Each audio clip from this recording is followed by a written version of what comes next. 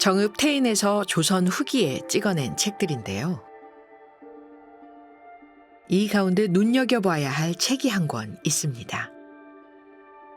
바로 농가집성입니다. 농가집성은 이게 아주 중요한 책인데요.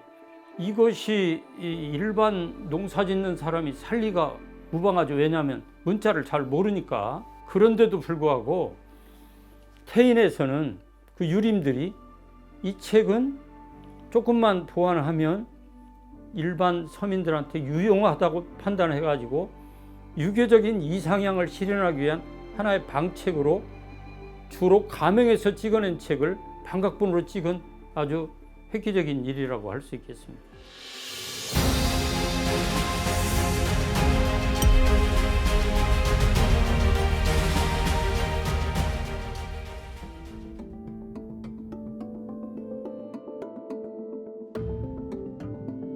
고운 최치원으로 대표되는 유서 깊은 선비 문화의 고장.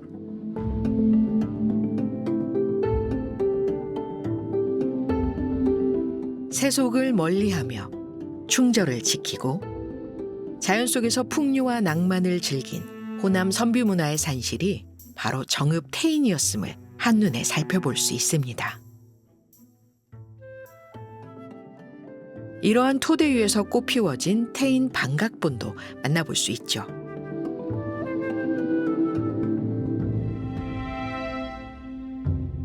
판매를 목적으로 발간하는 책을 반각본이라고 합니다. 근데 이 반각본, 판매를 목적으로 하는 책이 서울 다음으로 출판된 곳이 바로 우리 정읍 태인입니다. 그러니까 우리 정읍은 출판 문화, 인쇄 문화의 선구자적인 역할을 했다는 것이죠. 조선 후기 태인 반각본과 같은 판매용 책을 찍어낸 곳은 그렇게 많지 않습니다. 태인을 비롯해 서울과 전라 가명이 있었던 전주, 금성이라 불리던 나주, 경기도 안성과 대구에서 판매용 책인 반각본이 만들어졌는데요. 조선 후기 태인에서 찍어낸 책은 모두 10여 종. 일반인에게 판매하기 위한 목적으로 만들어진 책이지만 당연히 선비들을 위한 교양서적이 주를 이뤘습니다. 고문진보라는 이 책은 중국의 유명한 시문들을 모아놓은 겁니다.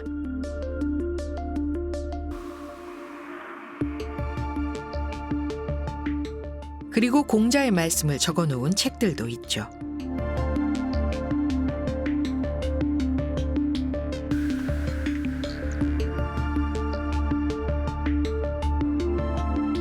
그 가운데는 아이들의 교육을 위한 서적도 있었습니다.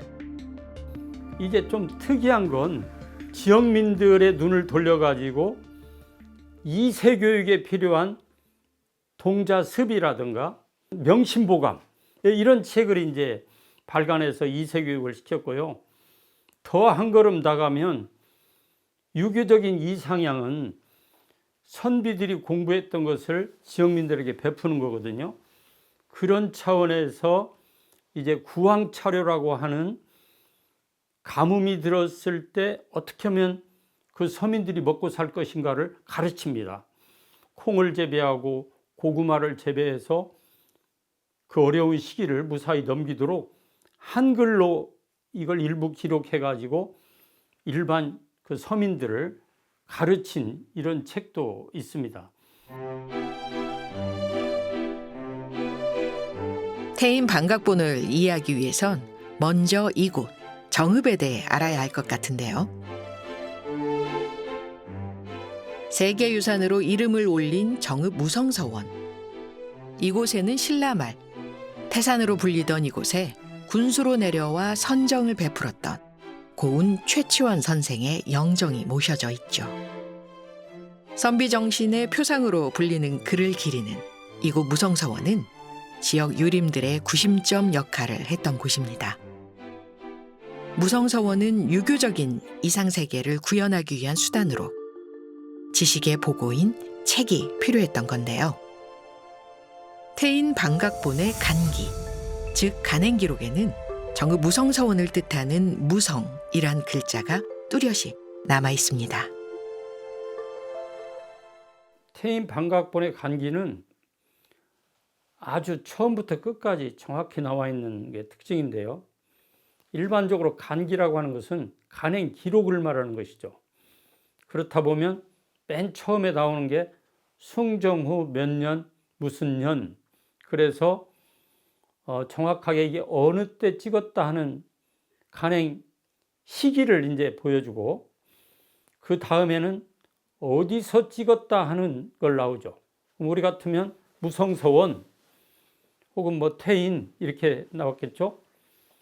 그 다음에는 누가 찍었냐. 간기를 다시 자세히 살펴보면 전이채와 박치유라는 이름을 찾아볼 수 있는데요. 이들의 역할은 무엇이었을까요? 제가 생각할 때는 전이채 선생은 조금 그 전체적인 일을 관장했던 분이 아닌가 이렇게 볼 수 있습니다. 그래서 자금을 대거나 또 무성서원과의 어떤 연락, 또 그 선비들과의 관계 속에서 이러이러한 책을 발간하자 하는 기획을 했던 사장님의 역할을 했던 것 같고요. 또 다른 핵심 인물인 박치유. 그는 출판과 관련해 실무를 담당했던 것으로 알려져 있죠. 박치유 선생의 행적은 뚜렷하게 나와 있습니다. 1700년대 말까지 그 책을 내고 갑자기 왜 책을 안 낼까 궁금했는데, 이분이 그 정읍에 백양사로 들어가 가지고 원래 아주 불심이 강한 불자였는데 거기 스님하고 같이 불서 간행에 참여를 하시게 됩니다. 그래서 이분이 더 이상 이제 세속적인 책을 찍지 않고 불교 쪽에서 활동한 모습을 볼 수 있습니다.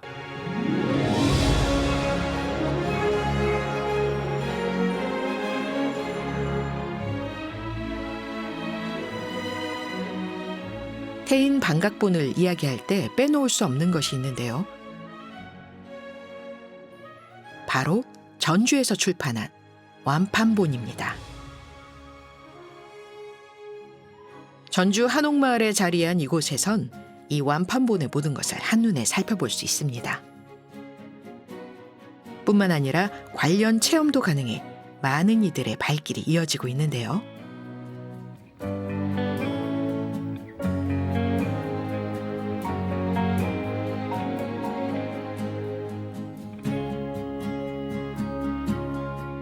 목판을 제작할 때는 사실 치목이라고 나무를 다스리는 과정을 꼭 거치게 됩니다. 이때 뭐 소금물에 삶는다는 기록도 전해지고 있고, 또 여기 보이시는 것처럼 목판의 형태를 갖추기 위해서 목판 제작부터 여러 방면으로 신경을 쓰게 됩니다.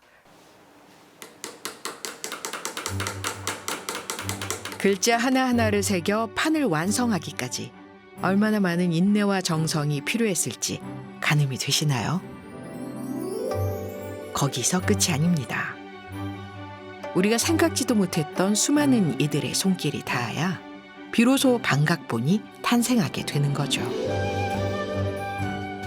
이렇게 나무에 글을 새기는 각수, 그리고 또 한지를 만드는 사람이 필요할 것 같고요.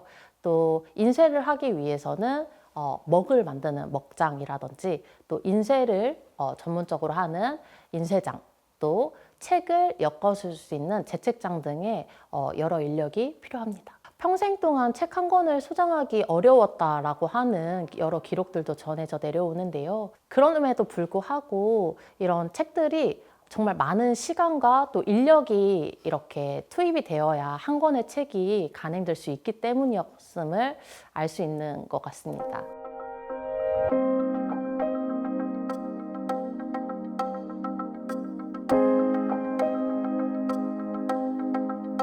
조선시대 전라남북도와 제주도를 관할하는 전라가명이 자리했던 전주에선 많은 책들을 펴내기도 했는데요. 책의 종류만 90여 종으로 그 분야도 다양했습니다.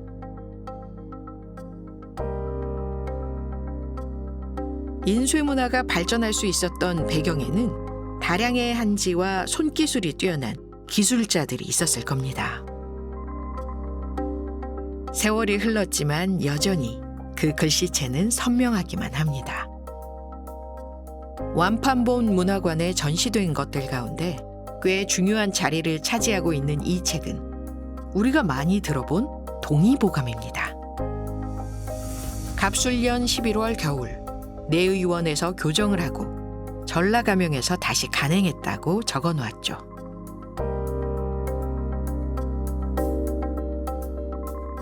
이게 양이 많습니다. 25권입니다.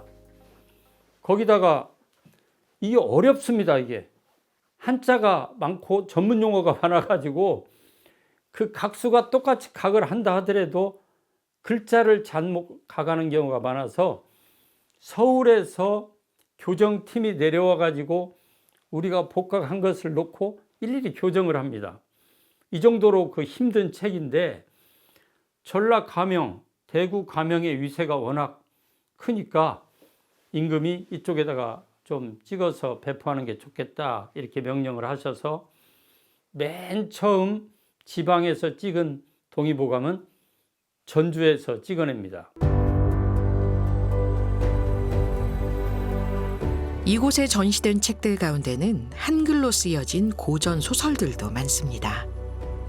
판소리로 전해지다 소설 작품이 된 춘향전이나 신출귀몰했던 홍길동전과 같은 영웅 소설들이 주류를 이루죠. 그 가운데는 남자 주인공보다 여주인공의 활약상이 더욱 빛을 발하는 이대봉전도 있습니다. 당시 시대상을 고려했을 때 아주 획기적인 작품으로 인기를 끌었을 겁니다.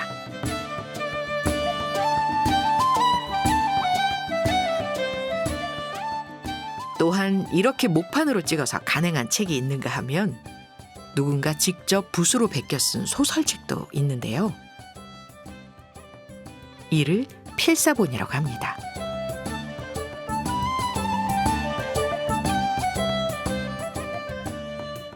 과거에는 이 책 한 권을 소장하기가 어렵기 때문에 또 새 책이라고 책을 대여하는 그런 개념도 있었어요. 그래서 책 대여점, 새 책점에 가서 책을 빌려 읽기도 하는 문화가 많이 조성되어 있었다고 하는데요.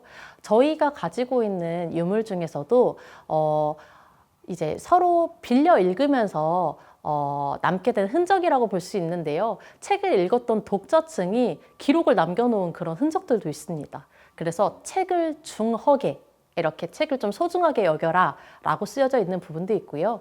저희 문화관 소장본은 아닙니다만 과거에는 한글 고전소설 같은 경우에 그 당시 인기가 엄청 높았잖아요.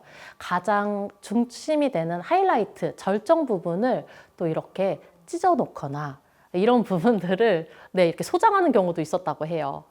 밤새 베낍니다.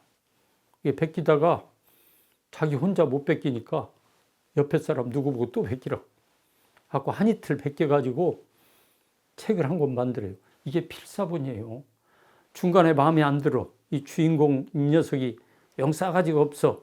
그러면 약간 내용을 바꿔요. 재밌게. 그래서 이게 2본이 되는 거예요. 2본. 심지어는 춘향이가 아기를 몇 명 낳는가 자기들이 지어내가지고 2본을 만듭니다. 이게 전라도에서 이루어진 일이에요.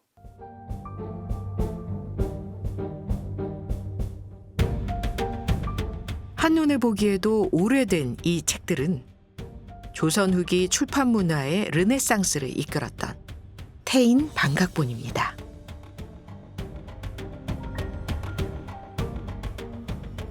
여기 보시면은 을미 개판, 전이채, 박치유 요 사람이 이게 태인에서 찍었다는 그 기록이에요. 이 귀한 서책이 이렇게 한자리에 모일 수 있었던 건 한 사람의 끈질긴 집념이 있었기 때문입니다. 제가 25년 전에 문화재계에서 근무를 했어요. 정읍시청. 그때 문화재를 제가 수리를 하면서 정읍시에 있는 문화재를 거의 다 수리를 다 했어요. 거의. 처음에는 그 건축에 있는 기술력으로 수리를 하다 보니까 우리가 가지고 있는 문화재의 중요성을 그때 깨닫게 됐어요. 근데 이게 아무 관심 없이 사라져 가는 거예요. 사라져 가서 이걸 어떻게 하면은 후대에 전해줄까 이런 생각을 하다가 그가 20여 년간 모은 태인 방각본 가운데 일부는 현재 문화재로 등록까지 된 상태입니다. 처음엔 태인 방각본에 대한 이해가 깊지 않아 수집에 어려움도 많았는데요. 각기 다른 사연을 품고 있는 책들 가운데 그가 특별하게 여기는 책이 한 권 있습니다.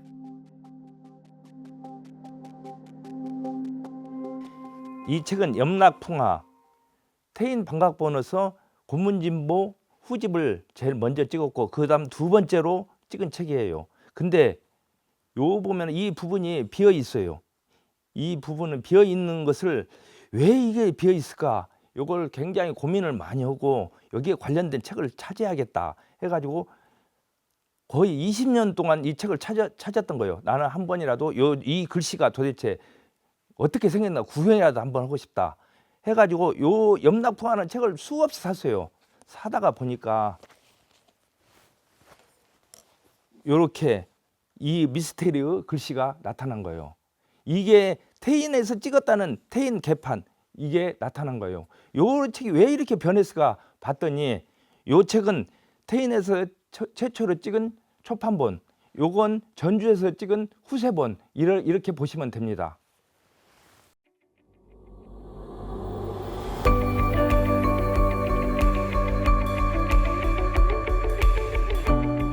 태인이라는 글씨가 선명하게 남아있는 이 책은 당시 출판 문화의 중심지가 정읍이었음을 마지막까지 증언하고 있는 듯한데요.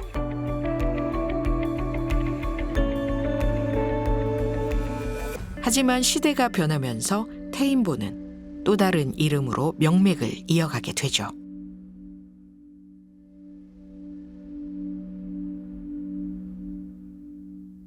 태인본과 완판본은 서로 그 발전을 같이 했어요. 태인본이 1800년대 초반에까지 내고 책을 멈춥니다. 주로 1790년대 12종류가 나오고 1800년대 초반에 한 권이 나오죠. 그리고 멈추니까 전주 완판본의 출판업자들이 그 중에서 잘 팔리는 책, 사실 태인본은 전국적으로 판매가 된 책이기도 합니다. 그 중에 일부 책판을 사다가 여기서 찍어서 판매를 하게 되는 거죠. 완판본으로. 거기서 끝이 아닙니다. 태인 방각본은 전혀 다른 곳에서 그 모습을 드러내기도 했죠. 그리고 그 중에 효경대의라고 하는 책은 대구에서 사다가 대구에서 달청파로로 다시 찍어내게 되는 거예요.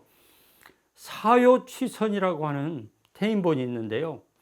이 책은 다시 전주에서 완판본으로 왕성하게 찍힐 뿐만 아니라 서울로 가가지고 다시 복각이 돼가지고 서울에서 여러 차례 판매가 되는 아주 알려진 그런 책으로 되어 있습니다.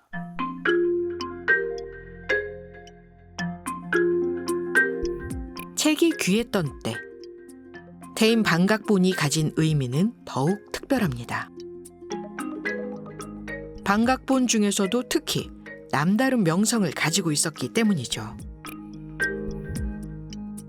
태인본 책은요, 이게 너무 널리 알려져 가지고 서울에서 과거 시험을 보거나 이럴 때 상품으로 임금님이 내려준 기록들이 있습니다.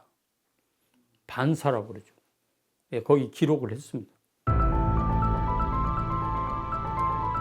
조선시대 임금이 내려준 책을 반사본 또는 내사본이라고 하는데요.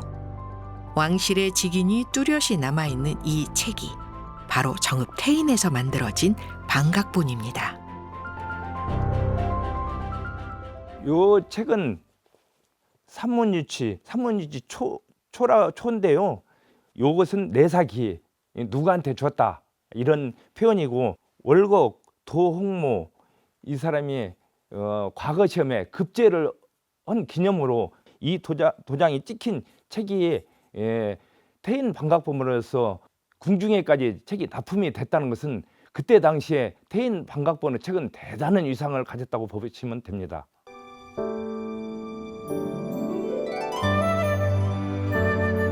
태인에서 만들어진 반각본은 모두 10여 종. 그 가운데는 공자와 관련된 내용의 책들도 있고 어린아이들을 위한 책도 있습니다. 뿐만 아니라 서민의 삶과 밀접한 책들도 꽤나 많았다는 사실에 주목할 필요가 있습니다. 반각본이라고 하는 것은 판매용 책인데 판매해야 되겠다는 목적보다는 그 지역민들을 교화시키는데 1차적인 목표가 있었어요. 정읍태인이라고 하는 곳은 또 의병 활동을 또 활발하게 한 곳이기 때문에 그분들이 가지고 있었던 어떤 의식, 그런 것들을 백성들에게 혹은 주민들에게 교화하려는 생각이 엄청나게 강했던 것이죠. 우리 전라도가 반각본이 일찍 거의 전국에서 가장 앞서서 이렇게 발달하게 된 것은 그 근대 의식이 깨었다고 하는 것을 증명하는 겁니다. 그런 의식의 흐름이 동학까지 실학까지 계속 이어져 온 것이죠.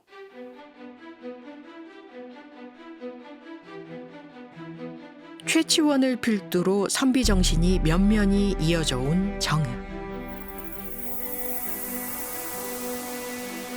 그 중심에는 그를 기리기 위한 무성서원이 있었습니다.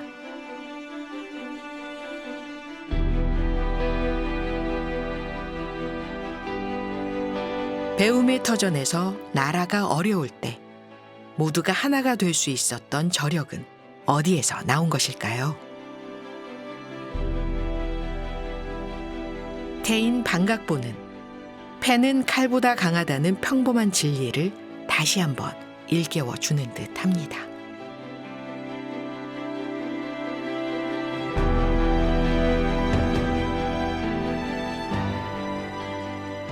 우리나라 출판 문화의 르네상스를 열었던 태인 반각본은 조선시대 민간 출판 인쇄 문화를 이끈 출판의 성지, 우리 정읍을 보여주는 뜻깊은 유산입니다.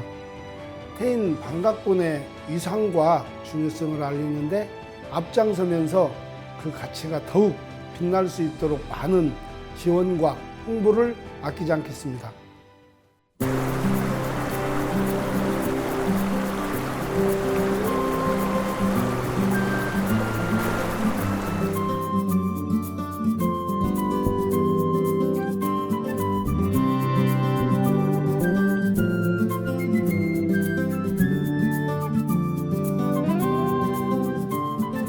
아주 멀리까지 가보고 싶어. 그곳에서 누구를 만날 수가 있을지. 아주 높이까지 오르고 싶어. 얼마나 더 먼 곳을 바라볼 수 있을지.